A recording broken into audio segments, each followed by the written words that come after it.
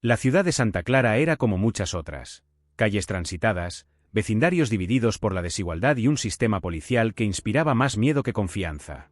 Los habitantes más vulnerables, especialmente las comunidades negras y periféricas, ya habían perdido la esperanza en cualquier tipo de justicia.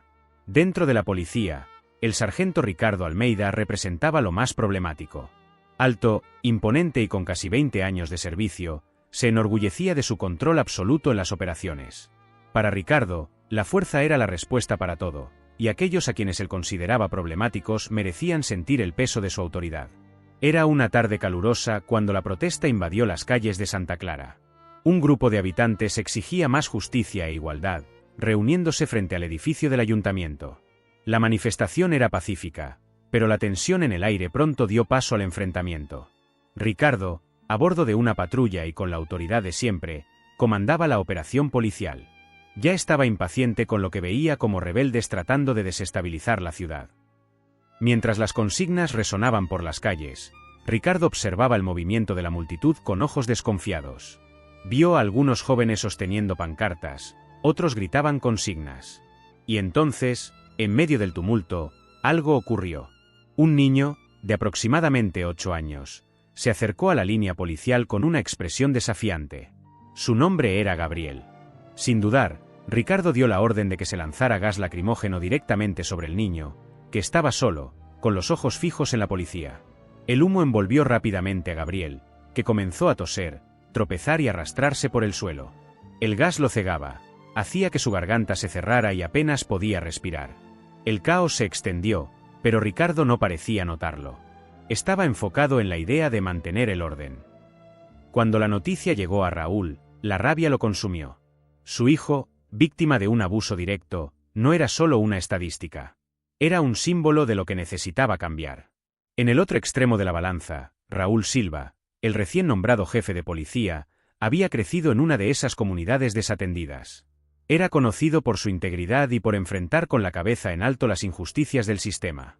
Raúl asumió el cargo con un objetivo claro: reformar la corporación y acabar con los abusos de poder que habían empañado la imagen de la policía durante años.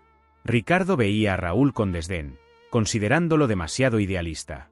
Pero el jefe estaba consciente de quién era Ricardo y los problemas que él representaba. La colisión entre estos dos hombres parecía inevitable, y un cambio estaba a punto de ocurrir, para bien o para mal. Ricardo estaba sentado en su oficina cuando llegó la noticia.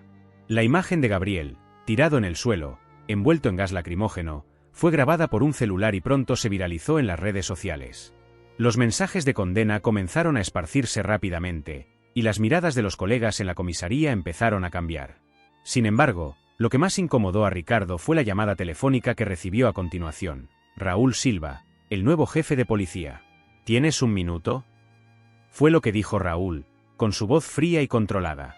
Ricardo fue inmediatamente convocado a una reunión privada en la oficina de Raúl. Cuando entró, no esperaba la frialdad con la que sería recibido. Raúl estaba sentado en su escritorio, mirándolo sin mostrar ninguna emoción. La sala estaba silenciosa, excepto por el sonido distante de pasos. Ya no había espacio para jugadas de poder o manipulación. Usaste gas lacrimógeno contra un niño de 8 años, Ricardo, comenzó Raúl, sin rodeos. Y no fue solo un error. Decidiste atacarlo. Esto no puede ser ignorado. Ricardo trató de defenderse, alegando que era parte de la estrategia para dispersar la multitud, pero la expresión de Raúl no cambió. Se abrirá una investigación. Y tu posición aquí va a cambiar. Para bien de la corporación. El golpe fue directo, y Ricardo sintió el peso de cada palabra de Raúl. El anuncio se hizo a la mañana siguiente, durante una reunión general con todos los policías de la comisaría. El edificio estaba más silencioso de lo habitual. Las conversaciones cesaban a medida que Raúl subía al escenario improvisado en el auditorio. Ricardo, que solía comandar con una presencia imponente, ahora sentía su cuerpo tenso e incómodo. Sabía lo que estaba a punto de suceder, pero la humillación aún lo tomó por sorpresa. Raúl, con su postura tranquila, comenzó a hablar con firmeza, sin esconder el desprecio por el comportamiento de Ricardo. Tras una investigación interna, se constató que el sargento Ricardo Almeida usó fuerza excesiva contra civiles inocentes. La policía de Santa Clara no tolerará más abusos como este. Ricardo tragó saliva, sintiendo la mirada de todos los policías sobre él.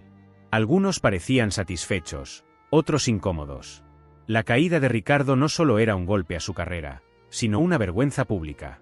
Raúl continuó: Ricardo Almeida será degradado inmediatamente a un puesto de menor responsabilidad.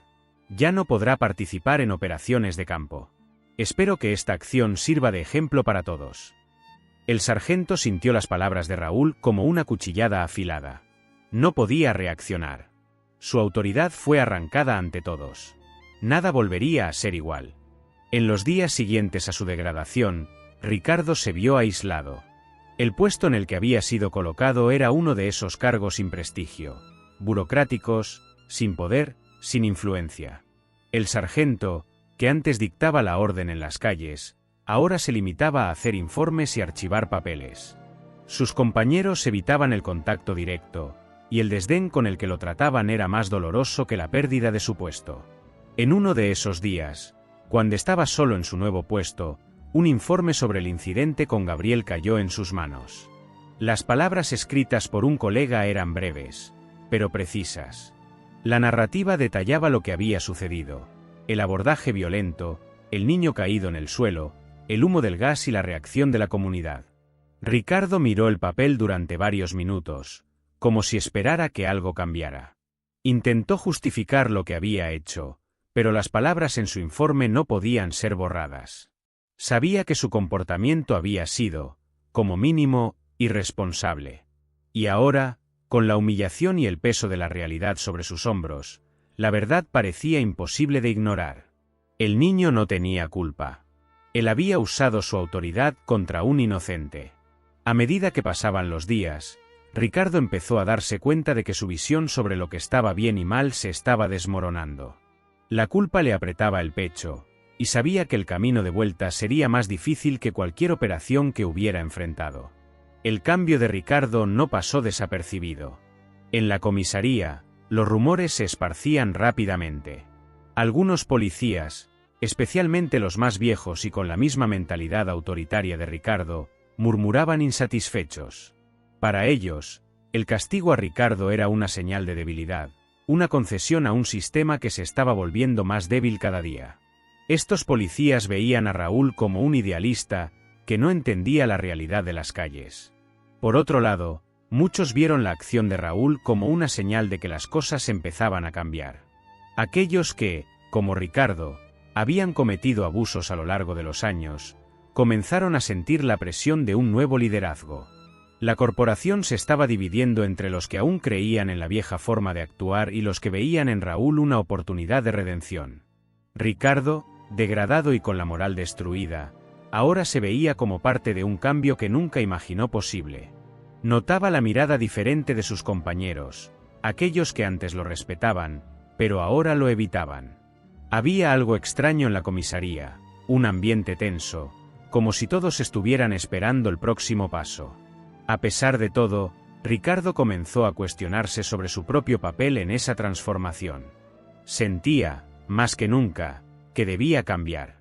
Sin embargo, no sabía si tenía la fuerza para hacerlo. Las cicatrices de su autoridad perdida todavía lo incomodaban, y se preguntaba si la redención aún era posible. Los meses siguientes pasaron lentamente para Ricardo. La rutina en el puesto de bajo rango parecía interminable, pero algo estaba cambiando dentro de él. Cada día reflexionaba más sobre lo que había hecho, no solo al niño Gabriel, sino también al propio sistema de justicia que había ayudado a corromper a lo largo de los años. Las reuniones de grupo, que antes eran simples formalidades, empezaron a parecer más importantes. Comenzó a escuchar con más atención a los compañeros que estaban dispuestos a apoyar los cambios propuestos por Raúl. Un nuevo espíritu parecía surgir en la corporación, y Ricardo empezó a darse cuenta de que la transformación no solo venía de afuera hacia adentro, sino también desde el interior de cada uno. Raúl, por su parte, seguía firme en su misión. Sabía que el camino sería largo y arduo, pero los cambios, aunque lentos, estaban ocurriendo. La ciudad, aunque aún marcada por la desconfianza, comenzó a ver a la policía con otros ojos, reconstruyendo lentamente la relación que se había perdido a lo largo de los años. Ricardo, ahora más consciente de su papel y sus fallos, sabía que el cambio, si iba a ocurrir, tendría que comenzar por él. Tal vez no fuera posible borrar el pasado, pero empezaba a creer que aún había tiempo para intentarlo. No sabía si sería capaz de cambiar por completo, pero ahora, por primera vez, estaba dispuesto a intentarlo.